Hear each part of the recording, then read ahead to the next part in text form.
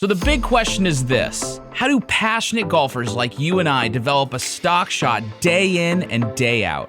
A stock shot that's as reliable as the sun coming up in the morning. That's the question, and this podcast is the answer. Welcome to Stock Shot Secrets. Hey everyone, welcome to another episode of Stock Shot Secrets. This is Inside the Room, and today we have a very special guest. My elite lead instructor, one of our VIP coaches at the Golf Room Everywhere. And for everyone who's probably listening to this, you're probably connected to the Golf Room Everywhere. And quite frankly, probably working with this man right here on the screen, Alex Shattuck. Alex, thanks so much for being here, buddy. Oh, thanks for having me, Kyle. So where are you right now? It looks like you're not at home. You're not in a Hawaii. You're not in a hut in Hawaii. It says home there. Is this home though? Home there, but I'm not. No, I'm back where I grew up, Sioux Falls, South Dakota. Back for a little family gathering and that kind of thing. Seeing some people I haven't seen in a long time. It's been good to be back, but it's a little different. Yes, that's awesome. Well, we're so happy to have you, and I want to just take this time, really just to let everyone get an inside perspective to you, right? Like, this is all about you and just kind of giving a little bit of the backstory, right? So for the members that are working with you inside the Golf Room Everywhere, which is kind of all over the world, or just maybe people are inquiring, or they're seeing you on TikTok or Instagram or whatever, because you're blowing that stuff up too. It's awesome. Yeah. So with that said, the journey of Alex all started in the Dakotas. Yeah, I grew up born and raised in Sioux Falls, South Dakota.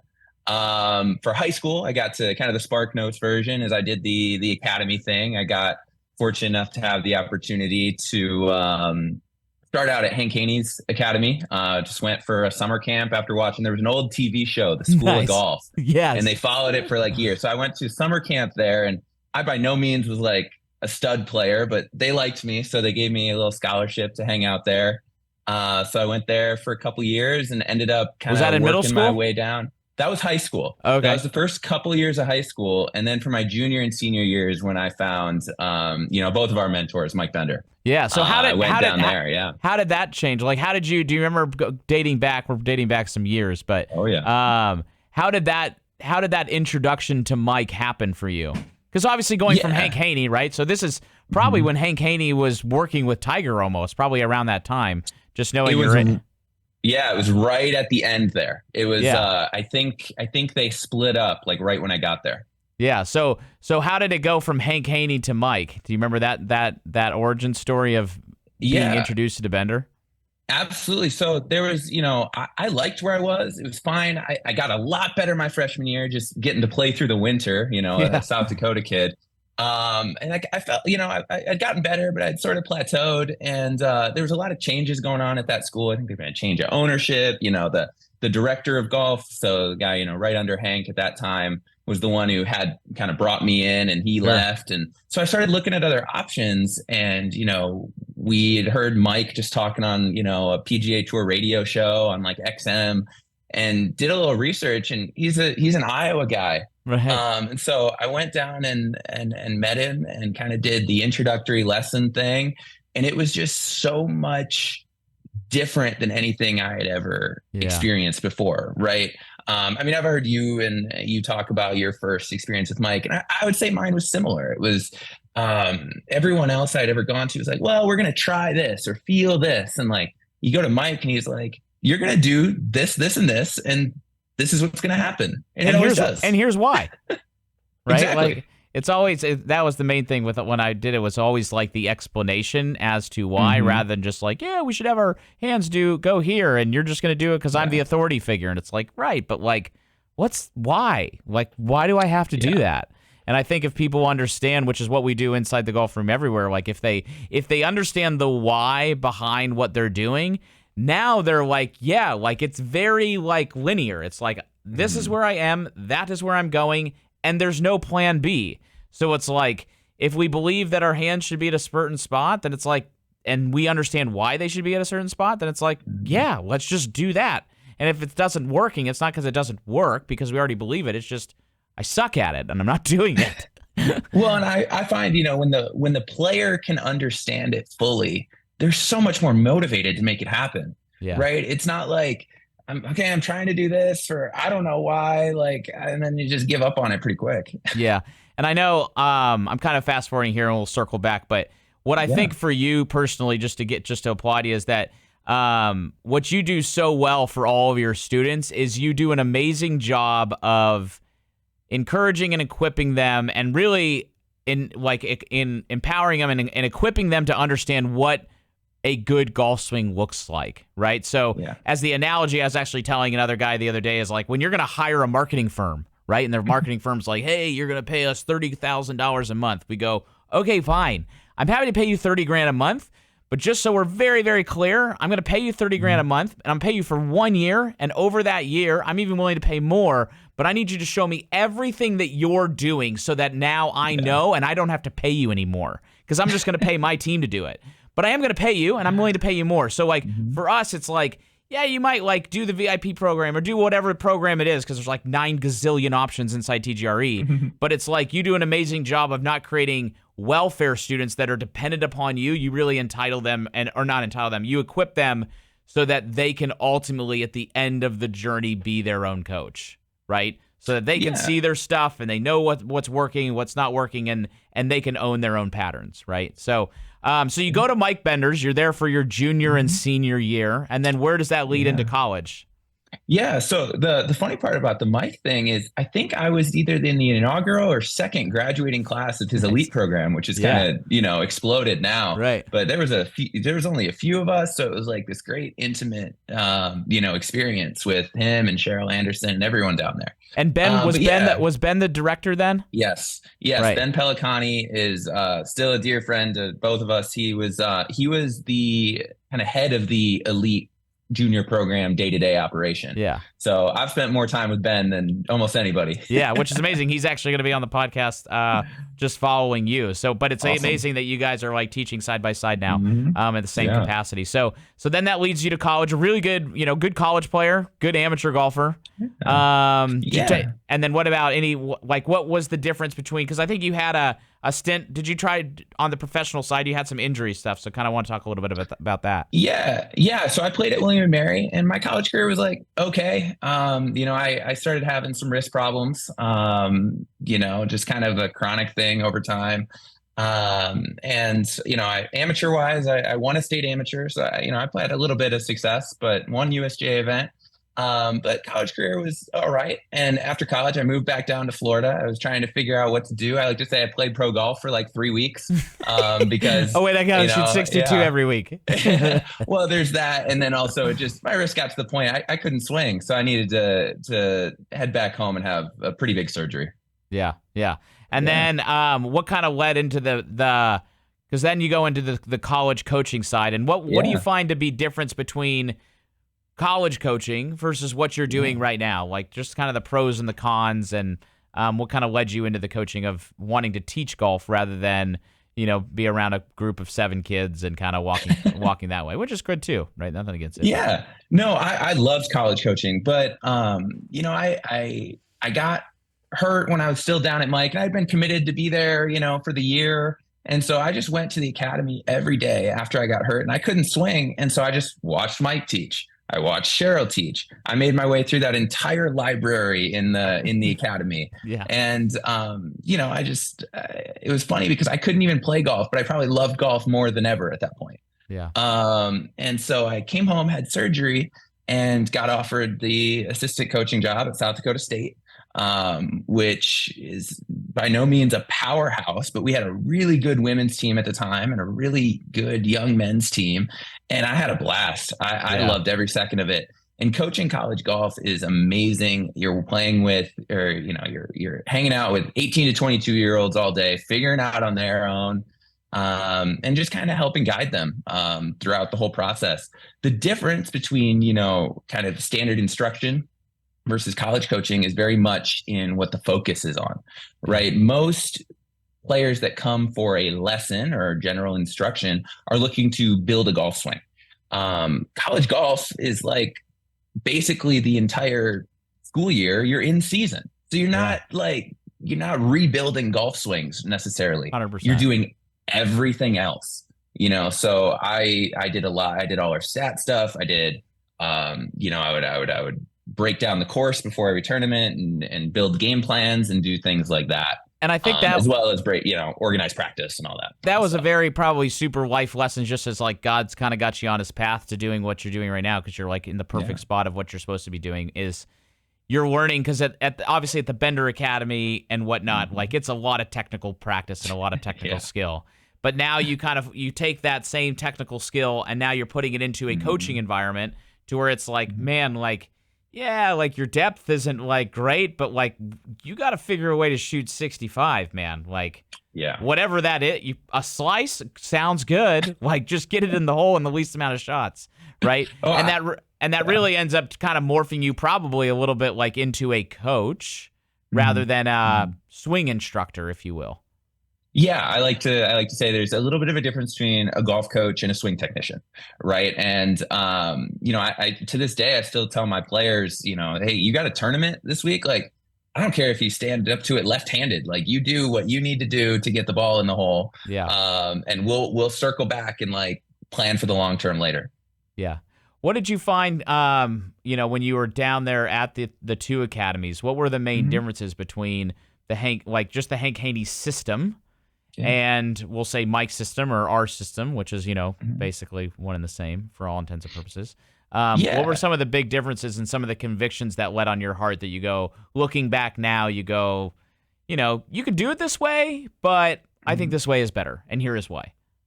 Yeah, well, I would say the big difference between the academies and the culture is IJGA was like this big thing at the time. Everyone knew what it was. We had like 130 kids, and there was very little technology used. I'm sure that's changed now. But I almost never saw my swing on video. They were just kind of getting into all that when I was there. I went down to Mike, and the very first thing we did is grab some video. So like I knew what I was actually doing, right? Because we've all seen our swing on video for the first time, and it is like you kind of get that breaks glass sound in your brain. Whoa. Like, whoa, what? That's what I look like. So I had that, I had that moment, and I was like, oh, that doesn't look like John. He had me up to Jonathan Bird. I was like, that looks a little different in transition. But I had no idea. I didn't.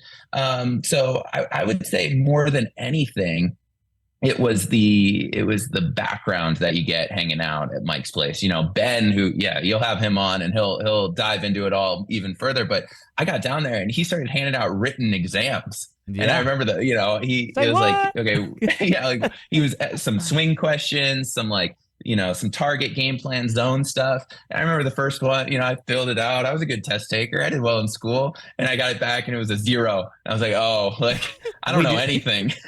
We do that with our kids. It's like a golf course IQ test. It's amazing. So I like to say, I learned more about the golf swing and the golf game in my first 3 months there than in 2 years anywhere else I've been.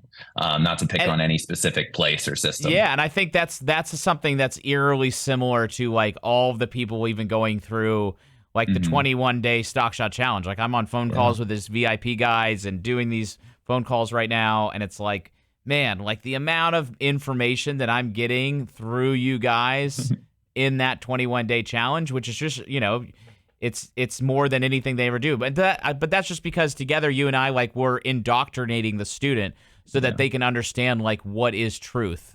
You know what I mean? Hey guys, I hope you are enjoying this episode of the Stock Shot Secrets podcast. If you are enjoying it, be sure to like this episode. Be sure to subscribe so you can always see when they're coming out. And most importantly, if you would be so kind to be able to share this podcast with other passionate golfers who are trying to get better and build stock shots, because it grows through you sharing it. Thank you so much for tuning in. And now back to Stock Shot Secrets. So that's amazing. So what about with all these lessons? I mean, we probably could have kicked off this in the first part of it, but there's probably a good argument that says that you're teaching more lessons in maybe than anybody on planet Earth in a given year. I mean, I told the Golf Digest guys that, and it was like, I did the math, and it was some ungodly amount. I was like, Alex teaches more. He teaches in 1 year what most people teach in 5. So with all of the things, like, because we've got a lot of passionate golfers that are on here, like, what are some of the things that you're finding that are just like, reoccurring themes for these players that are submitting videos, whether it's your VIP members or your one-on-one members that are just doing video submissions and they're not doing FaceTime lessons? Like, what are you finding that's just like, oh man, it seems like Like, it breaks our heart. It's like these guys just keep doing the same thing over and over and over again. Alignment and pivot, right? Like that's 90, that at the end of the day, that's like 90% of it with, you know, and you see it every day too. If we can get our players to aim at the target or whatever's most functional for them, right? I like to say if our setup doesn't match our intention, like what chance do we have? It's like gripping a tennis racket backwards and trying to play, right? Right. So, you know, alignment and then pivot, man, those are the two things, just technically golf swing thing that I see every day.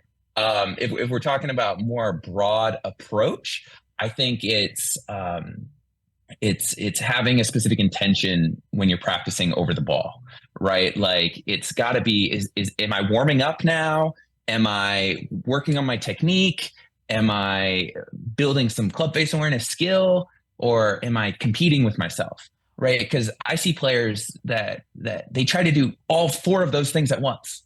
Yeah. Yeah. Wait, you're not supposed to think about 47 things when you're over the ball? Yeah. Well, yeah. Say what? You know, players are trying to work on their technique while also caring exactly what the ball is doing and trying to, you know, it's like, would you mind? Because it's a mess. I think that segues perfectly. I love that story when you told Alex was at the golf room here, maybe 2 months ago? I forget the player that was. Was it Nick Watney? Who was the player you were talking about? I think he was around. But you were saying Nick O'Hearn, Nick O'Hearn, the practice habits. Can you go over that story again for our listeners because it kind of falls right in line with what he was doing with our program block random competes thing and what you're alluding to here. Absolutely. So, you know, after college, I moved down to Florida and you know, I'd had some level of success, but I knew how to practice kind of, sort of, but I was the guy who would be at the course from sun up to sundown. Right. And spending some time with, you know, Nick O'Hearn and some other tour players down there was like, I learned I didn't have to put in that many hours to have like a really valuable day. And I would practice 10 hours and I'd leave and go, okay, well, I think I got better. Like, I don't know, like, you know, and so what Nick had me do was like break down my practice into thirds and then into thirds within that. Right. So, you know, 1/3 full swing, 1/3 wedges and short game, 1/3 putting. And within that, within each third, you break down into thirds again. It's like, okay, there's your technical work. There's your feel, your skill development, and then you're competing with yourself, you know, trying to do anything we can to maybe even put more stress on yourself than a tournament so that when you go out and compete, it like feels normal. Yep. And, you know, so if you just allow an hour to each, you know, section of the game, well, in 3 hours now, I've worked on my technique, my feel, and my competing for every section of the game. And it was like, you know, that used to probably take me 8 to get even remotely close to that level of work done. Yeah, absolutely. And I think you do an amazing job of that. And really some of those skills you learned in South Dakota and being a golf coach, it's like we tell players, it's like, listen, man, you have no time to practice, like none, zero time. Like you're being a dad and a father and a husband and you work and all these things. So like the missus gives you an hour and a half a week to practice. So because you have an hour and a half a week to practice, you have no time to sit on the range and say, let me try something. Like you have to have a clear-cut plan that says, this is exactly what I am doing. And I know if I'm doing this, I am giving myself the greatest return on investment of my time to get better, right? Rather than say, okay, let me try this, and let me try that, and let me try this. And then you leave, and you're just like, I don't even know what I'm doing. And then the next week, you come back tomorrow, you don't even remember what you worked on yesterday, right? You're like, what was the thought I had yesterday? I forget. So what felt good. But I was down, I was actually down hanging out with Mike in January. And, you know, I'd been through the whole system there. He's like, all right, well, you've went through the whole system. You played, you're teaching now. Like, when you look back, like, would you have changed anything? Or what do you think you could have done better? Right. And I was just like, I was not precise enough in my practice. I practiced more than anybody, but I was not precise enough in what I was doing, both technically and with my intention of how I was breaking down my time. Yeah, 100% agree. 100% agree. Now, like segueing now, so now you go from there, like you move out to Hawaii. Yeah. How was living in Hawaii? And Oh, living in Hawaii was great. I mean, I think what's amazing about just the social media is you throw these tips. And you're like, here's this guy. Like, he doesn't have shoes on. The guy looks like he's in a straw hut. Yeah, I think that was a little I think that really was jarring for some people. Yeah, it's like, yeah, no. So I was in Hawaii, and I had a lot of clients, everything. I was just looking to build another touch point with them. Like, hey, and I was just going to throw up something that I get said to someone in a lesson that day, right? yeah. And I put stuff up there, and it kind of started building some momentum. But there were a lot of people on there that just assumed that I was just some random, person, because I wasn't in some high-tech facility. Yeah, I wasn't in some high-tech facility. I wasn't doing all that stuff. And then they'd go, I'd be like, they'd go look at my bio and be like, oh, that doesn't really compute. But I think that was part of what made it work, right? Did you learn how to surf when you were out there? Yeah, I like to say I can surf, but I'm not a surfer. Just like some people can golf, but they're not a golfer. So you would say that you would shoot 95 on a surfboard? Yeah, somewhere 95, 100, somewhere right in there. That's right. Probably the skill level. Me too. Nice. So now you move back home, kind of doing your thing. With all the stuff that's kind of changed, what about just technology? Like, you've been around technology. How have you seen that's kind of just changed the game, changed instruction? And just the role of that in the golfer's journey, really. Yeah, well, I mean, I think it all starts with video, right? I mean, before everyone had great cameras in their phones, like you couldn't even teach the way that I teach. So it's still a relatively new phenomenon. And with how good cameras are now, with all the different tools that we have at our disposal, it's just such an effective way to work with players, that players have so many more options. Now we've got Sportsbox available to us, which is allowing us to even put numbers on things way more precise than even, oh, you're shifting this much. Well, now we can say, okay, well, now you're swaying 3.5 inches. We don't want to sway 3.5 inches, right? Like, so there's really, I like to say there's really no excuse now. You used to kind of have an excuse where it was like, oh, my teacher doesn't have availability for 6 weeks, and like, I'm kind of on my own till then. Well, not anymore. Yeah, and I think that's the beauty of what we've together created at the Golf Room Everywhere is the fact that, like, the two things, and I think that people who are listening to this will find that you and I are echoing the same exact ideology and thought processes, which is why, like, you've been an amazing partner in this whole battle of helping players around the world to get better. But it's really built around the two core concepts of, like, players need to have constant contact with a coach. Like, you have to have a question. When you have a question, you need an answer. Like, I would spend $400 to get a lesson, and then I would call and then I'd have the next day, I'd be like, I got a question. And I'd be like, hey, man, can I ask? And he'd be like, yeah, how about book another lesson? I'm like, I just paid $400 and I'm broke.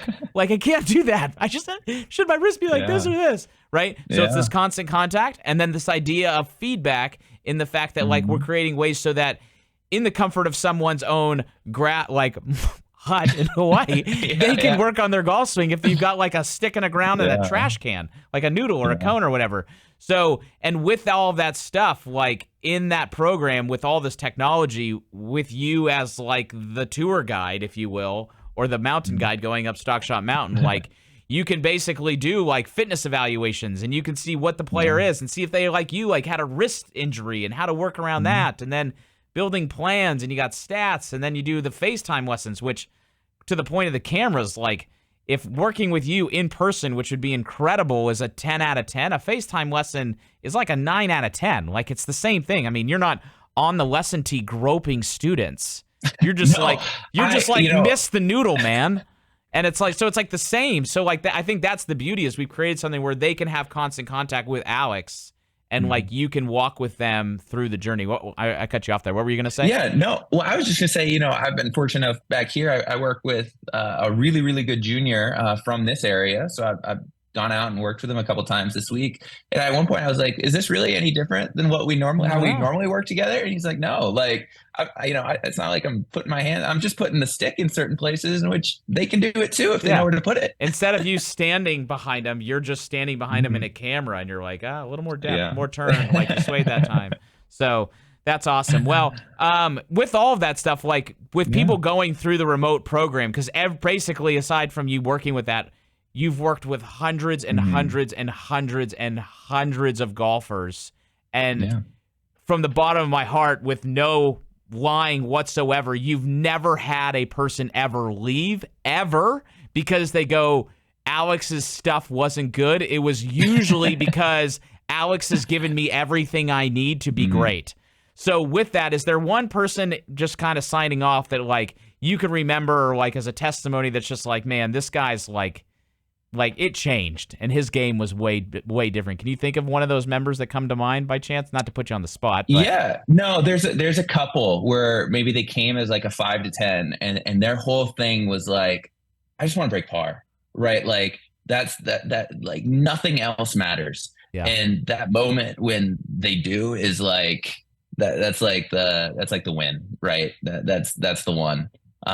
So that's probably the best feeling. I like that one even more sometimes than, a picture with the trophy. Like that's all great. But you compete long enough and you're going to win one. But you really got to earn like dropping a scoring average like that. Yeah. Well, Alex, I mean, I can't thank you enough. You were the first coach we ever hired, and you're leading the charge and leading the pack. So it's been amazing. And for any listener, obviously, Alex, where could they find you on social media, just so they could maybe see me the old videos in the hut? You're not in the hut anymore, but like, well, that's part of the beauty about the social media thing is it's kind of evergreen. Like you can just go back and find them, right? So Alex Shattuck Golf, my name, golf thrown at the end. You can kind of see everything we do. I'm sure I'll have to check. I'll make sure there's links to, what you can do to get more involved. Yep. And if anybody would like to work specifically with Alex is a VIP coach. So he's working with the super committed golfers that are inside the golf room everywhere, all around the world. So just send an email to support@thegolfroomeverywhere.com. And then we can get you set up with Alex and he can be your coach, because he's not a swing instructor, but an actual coach. So, Alex, thanks so much for joining me. Enjoy your time in South Dakota, and we'll talk to you soon, buddy. Yeah, thank you so much, Cal. See ya.